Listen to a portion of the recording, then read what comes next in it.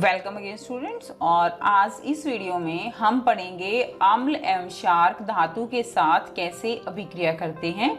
इससे पहले की वीडियो में हम पढ़ चुके हैं कि सूचक क्या होता है, सूचक के कितने प्रकार होते हैं, ये सब जो है हम ऑलरेडी कवर कर चुके हैं। और अगर आपने वो वीडियो नहीं देखी है तो उसका लिंक आपको नीचे डिस्क्रिप्शन बॉक्स में जो है मिल जाएगा, वहां पर विजिट करके आप वीडियो को देख सकते हो। और इस पार्ट में हम अम्ल और क्षारक ये धातु के साथ कैसे अभिक्रिया करते हैं, ये आपस में ही परस्पर अभिक्रिया कैसे करते हैं, वो जो टॉपिक है वो हम कवर करेंगे। So now let's start. क्रियाकलाप 2.3 चित्र 2.1 के अनुसार उपकरण व्यवस्थित कीजिए। एक परखनली में लगभग 5 ml तनु सल्फ्यूरिक अम्ल लीजिए। यहाँ पर तनु का मतलब मैंने आपको लास्ट जो वीडियो थी उसमें भी बताया था। तनु क्या है, यानी जो अम्ल है, अम्ल को किस में डाल दिया गया है, अम्ल को पानी में डाल दिया गया है, यानी इसमें पानी की जो मात्रा है वो ज्यादा है, तो इसीलिए वो क्या बन गया, वो बन गया तनु। और अगर अम्ल की मात्रा ज्यादा है, उसमें पानी ज्यादा नहीं है, तो वो क्या हो जाएगा, वो होगा सांद्र अम्ल। और इसमें दानेदार जिंक के टुकड़े डालने हैं। दानेदार जिंक के टुकड़ों की सतह पर क्या देखते हो, उत्सर्जित गैस को साबुन के विलयन से प्रवाहित करना है। विलयन में बुलबुले क्यों बनते हैं, आप जो बुलबुले बने हैं, जलती हुई मोमबत्ती को गैस वाले बुलबुले के पास लेकर आना है, आप क्या परीक्षण करते हो। सो ये एक्टिविटी जो है इसमें आपको करनी है। जब हम इस एक्टिविटी को करते हैं तो क्या क्या देखते हैं, इसमें देखिए आपको कुछ इस तरह का ये उपकरण व्यवस्थित करने हैं। इसमें हमने हाइड्रोजन गैस के जो है यहाँ पर बुलबुले बनेंगे, इसमें हमने दानेदार जिंक के टुकड़े डाले हैं और तनु सल्फ्यूरिक अम्ल जो है वो लिया है। जो गैस बनेगी उसको इस प्रवाह नली से जो है यहाँ से गुजारते हुए ये साबुन का विलयन है, और जो गैस बनेगी वो इस तरह बुलबुलों की फॉर्म में, साबुन का विलयन जो है इस यहाँ से बुलबुलों की फॉर्म में वो गैस जो है निकलेगी, और इस गैस के पास इस तरह से मोमबत्ती जलती हुई लेकर आनी है। जब आप इस मोमबत्ती को इसके पास लेकर आओगे तो ये गैस जो है ये फट की ध्वनि के साथ जलेगी। और ये गैस कौन सी है, ये गैस है हाइड्रोजन गैस। अब इसके साथ जो अभिक्रिया हुई है वो हम देख लेते हैं। हमने क्या लिया है, हमने लिया है जिंक के दानेदार जिंक के टुकड़े प्लस, और जो अम्ल है वो हमारे पास क्या है, अम्ल है हमारे पास H2SO4 सल्फ्यूरिक अम्ल। यहाँ से क्या बना, यहाँ से बना ZnSO4 zinc sulphate plus hydrogen gas जो है वो निकल जाएगी। यानी जो हाइड्रोजन गैस यहाँ से निकल रही है, ये गैस बहुत ही ज्वलनशील गैस है, और यही गैस फट की ध्वनि के साथ, जैसे पॉपकॉर्न की ध्वनि होती है तो फट की ध्वनि, उसके साथ इस हाइड्रोजन गैस का दहन होता है। और कई बार आपको पेपर में हाइड्रोजन गैस के टेस्ट के लिए भी पूछा जाता है, तो यही उसके लिए टेस्ट भी होता है कि हाइड्रोजन गैस का दहन करने पर वह फट की ध्वनि के साथ जलती है। कुछ अन्य अम्ल जैसे HCl है, नाइट्रिक अम्ल है, एसिटिक अम्ल है, इनके साथ भी क्रियाकलाप करना है, तो इनके साथ भी हम रिएक्शन जो है वो देख लेते हैं। तो देखिए जिंक की हाइड्रोक्लोरिक अम्ल के साथ जो रिएक्शन होगी वो कैसे होगी, ZnCl2 जिंक क्लोराइड बनेगा प्लस हाइड्रोजन गैस यहाँ से निकल जाएगी। अगर आप समीकरण को संतुलित करोगे तो यहाँ पर आप जो है 2 से इसको मल्टीप्लाई कर दोगे। नेक्स्ट रिएक्शन जो होगी जिंक की नाइट्रिक एसिड के साथ HNO3, सो यहाँ पे क्या बनेगा, यहाँ बनेगा जिंक नाइट्रेट ZnNO3 और हाइड्रोजन गैस जो है वो क्या होगा, हाइड्रोजन गैस यहाँ से निकल जाएगी। इसी तरह यहाँ भी रिएक्शन को, समीकरण को संतुलित करोगे तो यहाँ इसको 2 से मल्टीप्लाई करेंगे। नेक्स्ट अगर हम एसिटिक एसिड के साथ रिएक्शन देखें तो देखिए zinc plus acetic acid CH3COOH, इसमें क्या बनेगा, इसमें बनेगा जिंक एसीटेट CH3COO2, ठीक है, जिंक एसीटेट है ये, प्लस हाइड्रोजन गैस जो है वो यहाँ से निकल जाएगी। समीकरण को संतुलित करने के लिए इसको 2 से हम गुणा करेंगे। सो ये थी मेन रिएक्शंस, आप इनको नोट कर सकते हो। अब देखिए आगे देखते हैं, इसका निष्कर्ष जो निकला वो क्या निकला कि ध्यान दीजिए कि ऊपर दी गई जो भी हमने अभी अभिक्रियाएं की हैं, ऊपर दी गई अभिक्रियाओं में धातु अम्लों से हाइड्रोजन का विस्थापित करता है। ठीक है, हमने देखा जितनी भी रिएक्शन हमने की उसमें हाइड्रोजन गैस जो है वो निकल रही है। यानी हाइड्रोजन गैस के निकलने से यह पता चलता है कि अम्ल के अवशिष्टों के साथ मिलकर धातु क्या बनाता है, एक यौगिक बनाता है, जिसे हम क्या कहते हैं, जिसको हम लवण कहते हैं। जो कॉमन जो अभिक्रिया है वो कुछ इस तरह से होगी कि अम्ल वो धातु के साथ अभिक्रिया करते हैं और लवण बनाते हैं। जैसे HCl के साथ अभिक्रिया हुई थी तो ZnCl2 बना, तो ZnCl2 क्या बना, ZnCl2 जो है ये लवण है और प्लस में क्या निकल रही है, हाइड्रोजन गैस। सो कॉमन जो अभिक्रिया होगी वो यही होगी कि लवण बनेगा जब अम्ल धातु के साथ अभिक्रिया करते हैं और हाइड्रोजन गैस निकलती है। आपने जिन अभिक्रियाओं का प्रेक्षण किया है, क्या आप उनका समीकरण लिख सकते हैं? तो हम जो भी अभिक्रियाएं थी उन सबका समीकरण हम लिख चुके हैं। नेक्स्ट क्रियाकलाप 2.4, एक परखनली में जिंक के कुछ दानेदार टुकड़े लेने हैं और उसमें 2 ml सोडियम हाइड्रोक्साइड का घोल मिलाकर उसको गर्म करना है। तो देखिए सोडियम हाइड्रोक्साइड ये जो है क्या है, NaOH। सोडियम हाइड्रोक्साइड का फॉर्मूला क्या होगा, NaOH। ये क्या है, ये शार्क है और उसको उसमें मिला के और क्या करना है, गर्म करना है। उसके पश्चात क्रियाकलाप 2.3 के अनुसार क्रियाओं को दोहराइए और अपने प्रेक्षण को लिखिए। तो जैसे हमने ऊपर अभिक्रिया की है, ऊपर जो प्रैक्टिकल किया है, एक्टिविटी की है, उसी तरह से हमने इसके साथ भी करना है, सोडियम हाइड्रोक्साइड के साथ। तो यहाँ पर भी हम देखेंगे कि सोडियम हाइड्रोक्साइड जिंक के साथ अभिक्रिया करके क्या बनाता है, सोडियम जिंकेट। सोडियम जिंकेट का फॉर्मूला आप लर्न करेंगे, Na2ZnO2, सोडियम जिंकेट, और हाइड्रोजन गैस यहाँ से निकलेगी। सो यहाँ पर देखेंगे कि अभिक्रिया में पुनः क्या बनती है, हाइड्रोजन बनता है।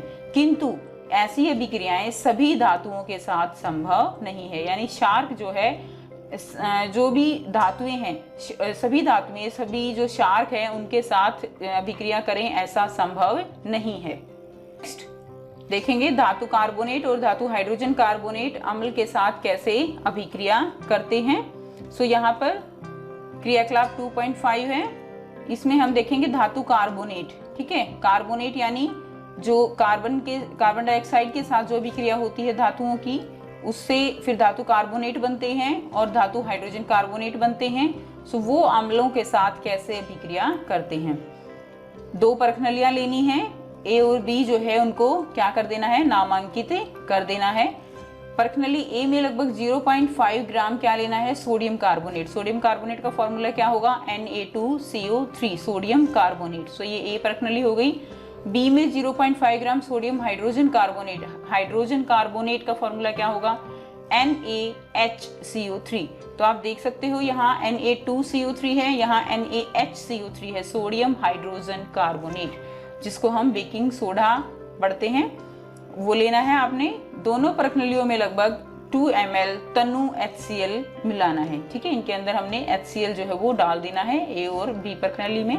आपने क्या निरीक्षण किया, चित्र 2.2 के अनुसार प्रत्येक स्थिति में उत्पादित गैस को चूने का पानी यानी कैल्शियम हाइड्रोक्साइड का विलयन, और कैल्शियम हाइड्रोक्साइड ये आप फर्स्ट जो चैप्टर है उसमें आप कर चुके हो।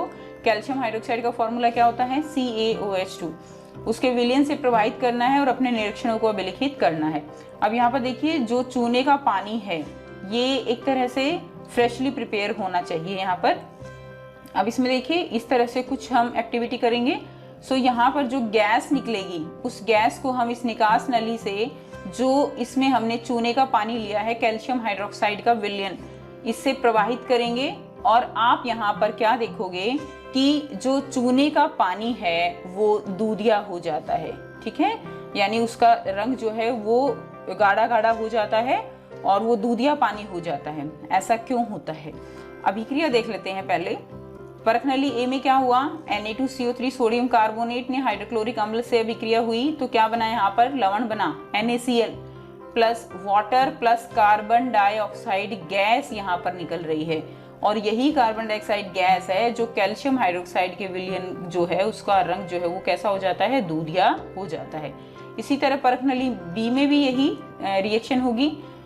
Sodium bicarbonate NaHCO3 plus HCl NaCl बनेगा, वाटर होगा और कार्बन डाइऑक्साइड गैस जो है यहाँ पर निकलेगी।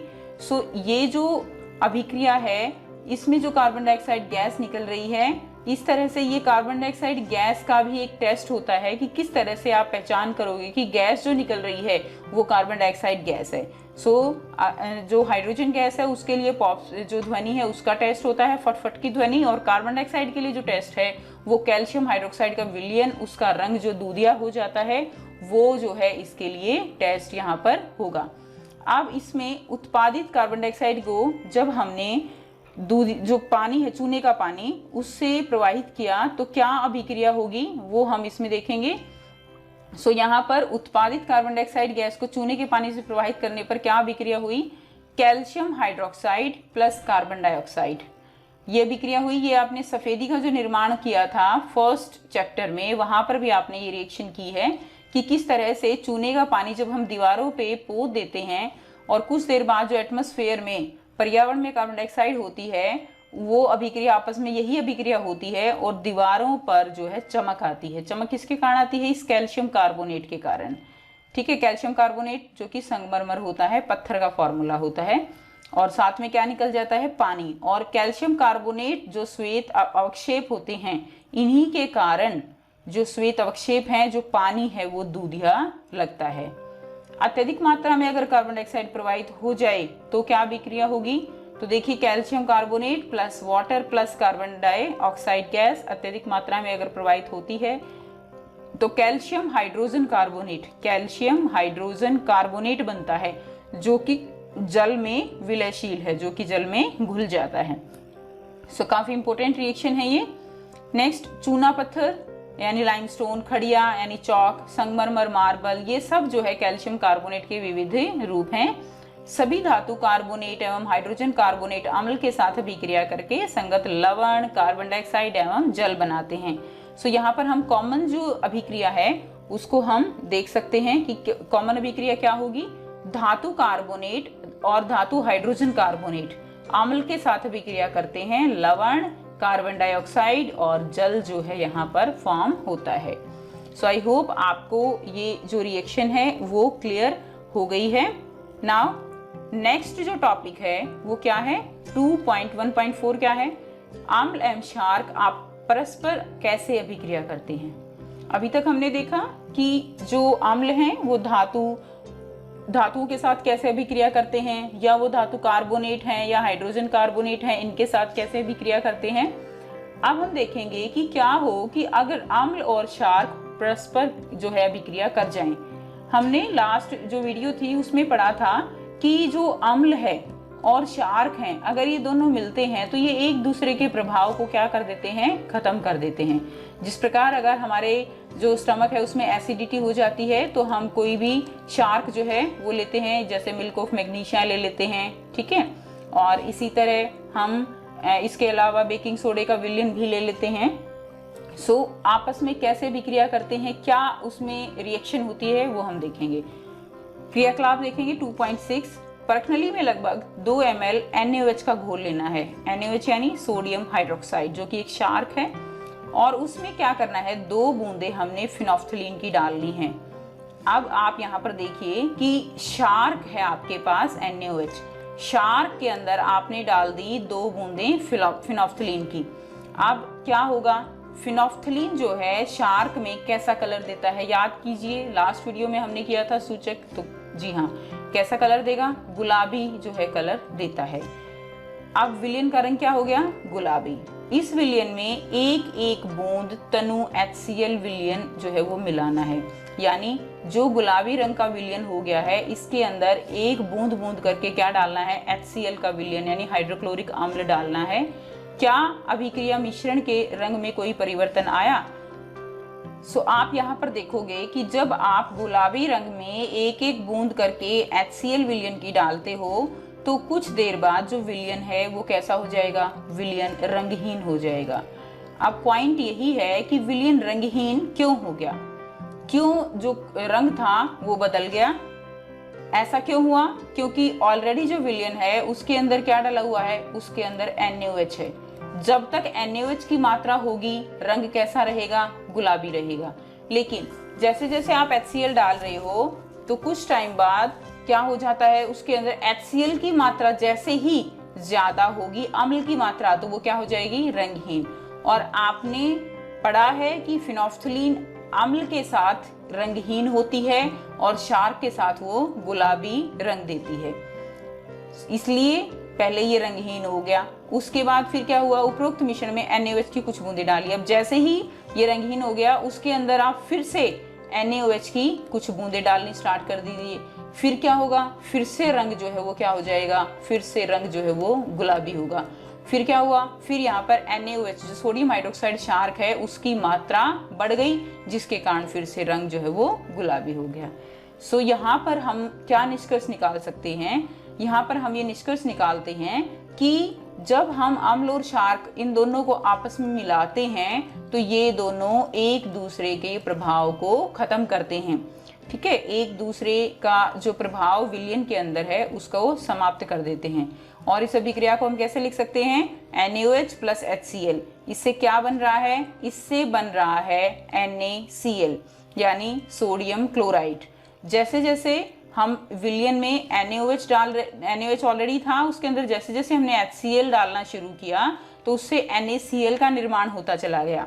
और जैसे ही HCl की कंसंट्रेशन बढ़ गई, ठीक है, यानी NaOH सारा उदासीन हो गया और HCl की मात्रा बढ़ी विलयन में, वैसे ही जो कलर है वो कैसा हो गया, रंगहीन हो गया। और फिर जब हमने दोबारा NaOH डाला तो फिर जो है इसकी मात्रा बढ़ गई, जिसके कारण कलर जो है वो फिर से गुलाबी हो गया। सो यहाँ पर अम्ल एवं क्षार की विक्रिया के परिणाम स्वरूप लवण तथा जल प्राप्त होते हैं और इसे हम क्या कहेंगे, इसे हम उदासीनीकरण अभिक्रिया कहते हैं। और सामान्यतः उदासीनीकरण अभिक्रिया को हम किस प्रकार लिख सकते हैं, क्षार प्लस अम्ल, लवण और जल जो है वो हमें मिलेगा। तो काफी इंपॉर्टेंट है ये उदासीनीकरण अभिक्रिया क्या होती है।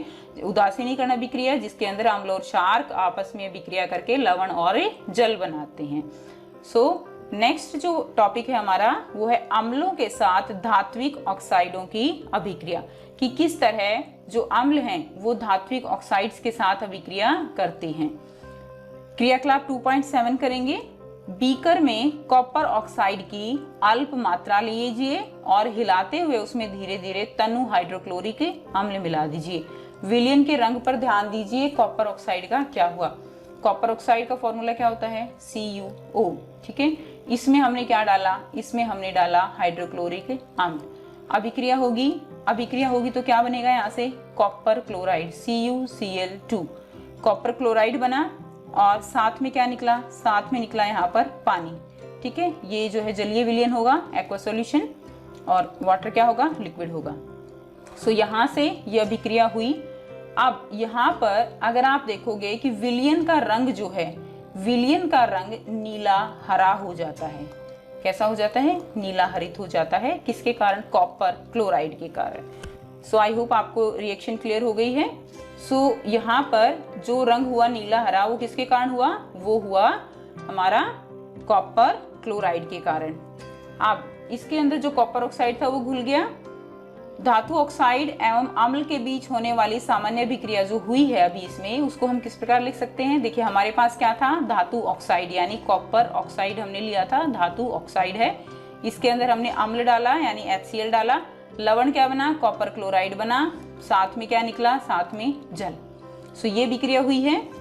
अब इसके अंदर देखिए हम कह सकते हैं कि लवण बना है, तो यानी उदासीनीकरण अभिक्रिया हुई है। उदासीनीकरण अभिक्रिया में ये तो हो गया हमारे पास अम्ल, यानी यहाँ से जो निष्कर्ष निकला वो यही निकला कि जो ये धातु ऑक्साइड हैं ये क्षारकीय प्रकृति के हैं।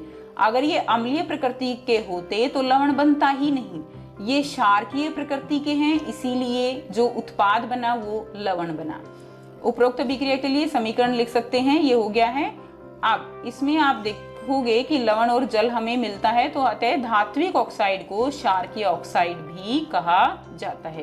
यानी इसकी जो क्षारकीय ऑक्साइड धात्विक ऑक्साइड है, इसकी जो प्रकृति होगी वो प्रकृति कैसी होगी, वो प्रकृति क्षारकीय होगी। नेक्स्ट, क्षार के साथ अधात्विक ऑक्साइड की अभिक्रियाएं। देखिए क्रियाकलाप 2.5 में हमने क्या किया था, हमने कार्बन डाइऑक्साइड और कैल्शियम हाइड्रोक्साइड के बीच हुई अभिक्रिया देखी थी। किस तरह से जो कैल्शियम हाइड्रोक्साइड है CaOH2 कैल्शियम हाइड्रोक्साइड और कार्बन डाइऑक्साइड के साथ जो अभिक्रिया हुई उसमें क्या बनता है, उसमें कैल्शियम कार्बोनेट बनता है।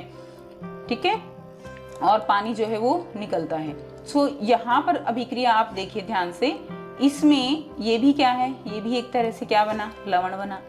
अब ये क्या है, इसमें ये है इसके अंदर शार्क, कैल्शियम हाइड्रोक्साइड क्या है, शार्क है। यानी आप कह सकते हो कि जो ये कार्बन डाइऑक्साइड है इसकी प्रकृति कैसी होनी चाहिए, इसकी प्रकृति अम्लीय होनी चाहिए। ठीक है, यानी कैल्शियम हाइड्रोक्साइड जो कि एक शार्क है, कार्बन डाइऑक्साइड के साथ अभिक्रिया करके लवण और जल का निर्माण करता है। चूंकि यह शार्क एवं अम्ल के बीच होने वाली अभिक्रिया के समान है, अतः हम निष्कर्ष निकाल सकते हैं कि अधात्विक ऑक्साइड, देखिए इसमें कार्बन जो है वो क्या है, अधातु है, कि जो अधात्विक ऑक्साइड बने, ऑक्साइड यानी कार्बन डाइऑक्साइड, या आप सल्फर डाइऑक्साइड कह सकते हो, अधात्विक ऑक्साइड सल्फर ट्राइऑक्साइड कह सकते हो। यहाँ पर कि जो अधात्विक ऑक्साइड है वो किस प्रकृति के हैं, वो अम्लीय प्रकृति के हैं। यहाँ से आप दो निष्कर्ष निकाल सकते हो। पहला निष्कर्ष क्या निकला कि जो धातु के ऑक्साइड हैं, ठीक है, यानी धातु के ऑक्साइड लाइक कॉपर ऑक्साइड है, मैग्नीशियम ऑक्साइड है, और अगर हम अधात्विक ऑक्साइड की बात करें जैसे कार्बन डाइऑक्साइड है, सल्फर डाइऑक्साइड है, ये किस प्रकृति के हुए, ये हुए क्षारकीय प्रकृति के। ठीक है, तो धात्विक ऑक्साइड क्षारकीय प्रकृति के होंगे और अधात्विक ऑक्साइड अम्लीय प्रकृति के होंगे। इसके अलावा आपने प्रीवियस जो क्लासेस है उनमें पढ़ा भी हुआ है कि हम इनकी प्रकृति की जांच कैसे कर सकते हैं। हम जो कार्बन डाइऑक्साइड गैस निकलती है उसको एक जार में एकत्रित करके उसके अंदर थोड़ा सा पानी मिला देते हैं, और जैसे ही पानी मिला के उसका टेस्ट करते हैं हम लिटमस पेपर से। आप यहाँ पर देखोगे कि जो अम्ल है वो क्या करते हैं, वो नीले को क्या करते हैं, लाल करते हैं। तो यहाँ पर जो पानी बनेगा कार्बन डाइऑक्साइड गैस के साथ, जो विलयन बनेगा वो क्या करेगा, वो नीले को जो है लाल कर देते हैं। और इसी तरह सल्फर डाइऑक्साइड गैस को भी अगर एकत्रित करके उसमें थोड़ा सा पानी मिला के उसको टेस्ट किया जाएगा तो वो भी नीले लिटमस को लाल कर देते हैं। और मैग्नीशियम ऑक्साइड का भी हम टेस्ट कर सकते हैं। आई होप आपको यहाँ पर क्लियर हो गया है कि किस तरह अम्ल धातु जो ऑक्साइड हैं या धातुओं के साथ हैं या परस्पर अम्ल और क्षारक आपस में कैसे अभिक्रिया करते हैं। And if you have any problem then feel free to ask and you can comment. I hope आपको कंप्लीट टॉपिक क्लियर है। Thanks for watching. Next video में हम इसका नेक्स्ट जो पार्ट है वो करेंगे।